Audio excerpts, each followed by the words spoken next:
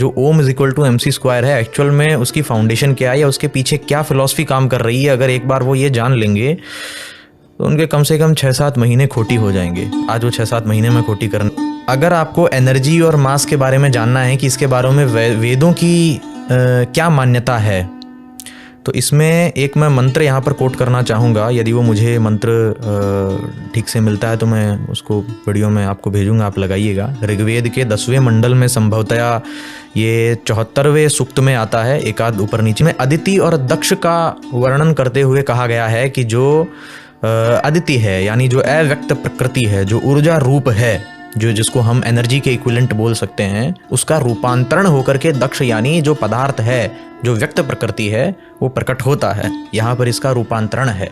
तो एनर्जी और मास का जो कंजर्वेशन है वो बहुत बेहतरीन तरीके से वैदिक लोगों को पता था।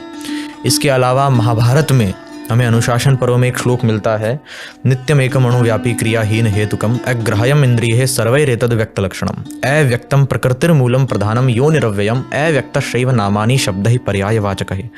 इसमें जो नित्य प्रकृति है, इटर्नल, जो उसके कई गुण बताए हैं, उसके कई पर्याय बताए हैं। इस पर मैंने अपने यूट्यूब चैनल पर एक डिटेल में वीडियो भी डाल रखी है, इसलिए श्लोक मुझे ज़बान पे ही है।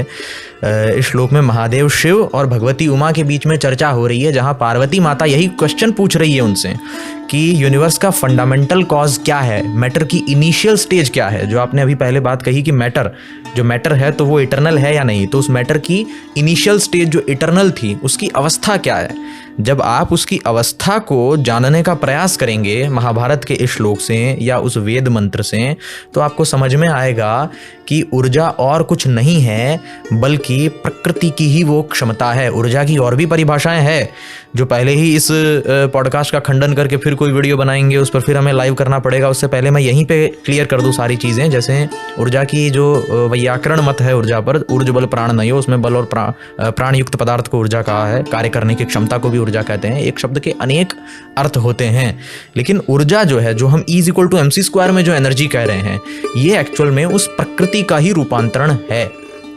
तो जब भारतीय दर्शन की जड़ों में इतनी गहराई से ऊर्जा संरक्षण का ये नियम है और एनर्जी और मास का कन्वर्जन समझा रखा है, इसलिए हम ये कह रहे हैं कि ओम is equal to mc square.